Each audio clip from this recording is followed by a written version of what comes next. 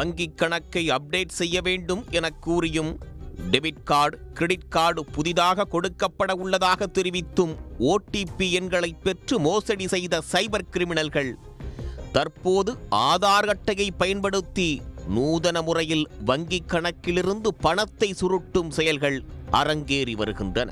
இதுபோல் பாதிக்கப்பட்ட தனியார் நிறுவன ஓட்டுநர் ஒருவர் சென்னை சைபர் கிரைம் காவல் நிலையத்தில் புகார் அளித்துள்ளார். அதில் குறிப்பிட்ட செல்போன் எண்ணிலிருந்து அழைத்து தனது மகனுக்கு ஆதார் அட்டை விண்ணப்பித்ததாகவும், அதில் தவறுதலாக ரிஜிஸ்டர் செல்போன் நம்பருக்கு பதில் தங்களது நம்பரை கொடுத்து விட்டதாகவும் கூறியுள்ளனர். மகனின் ஆதார் அட்டையில் பதிவு செய்யப்பட்ட தனது செல்போன் எண்ணில் ஒரு நம்பர் மாறி தங்களது செல்போன் எண் பதிவு செய்யப்பட்டு விட்டதாக கூறி நம்ப வைத்துள்ளார்.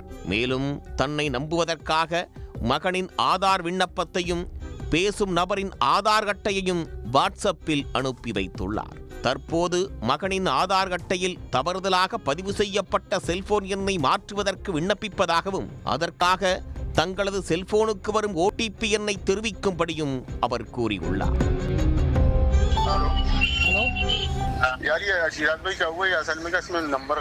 Please talk to me in English.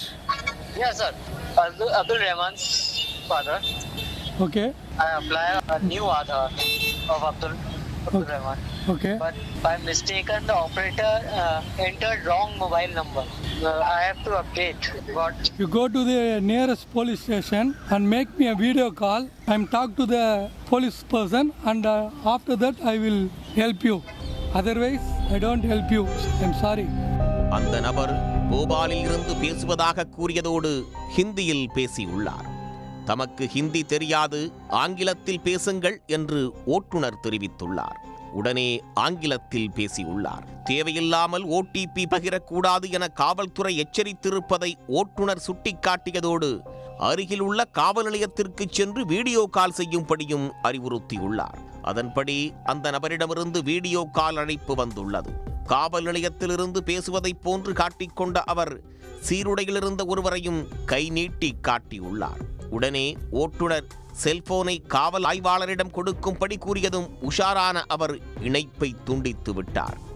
அதன் பிறகு அவரிடமிருந்து அழைப்பு எதுவும் வரவில்லை என்றும் ஓட்டுநர் தன்னுடைய புகாரில் தெரிவித்துள்ளார்.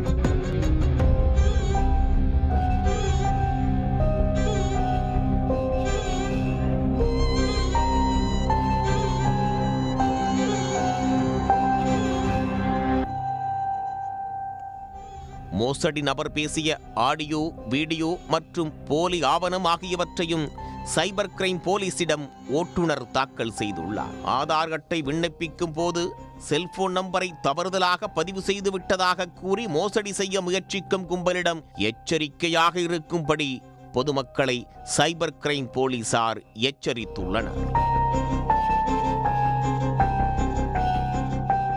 உடனுக்குடன் செய்திகளை தெரிந்து கொள்ள சன் நியூஸ் பெல் ஐகானை கிளிக் பண்ணுங்க.